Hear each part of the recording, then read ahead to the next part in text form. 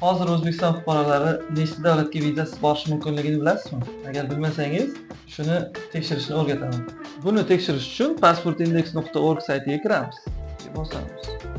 Bu veb-saytga kirganimizdan keyin shunaqa sahifa ko'rinadi. Ichi to'la butun dunyo pasportlari shu bilan O'zbekiston pasportini topamiz va Mobility Score deganiga bosamiz.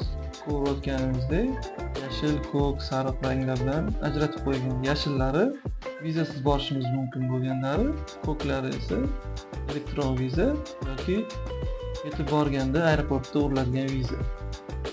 Hozir ko'rib turganimizdek, O'zbekiston fuqarolaridan 29 ta davlat viza talab qilmas ekan.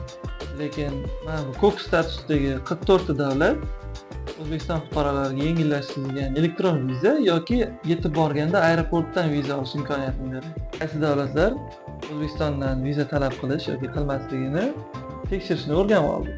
Agar bu video sizlarga yoqqan bo'lsa, like bosing, foydali bo'lgan bo'lsa, saqlab qo'ying, do'stlaringiz bilan ulashing va kommentariyada qaysi davlat O'zbekiston fuqarolaridan viza talab qilmasligini xohlashingizni yozib qoldiring.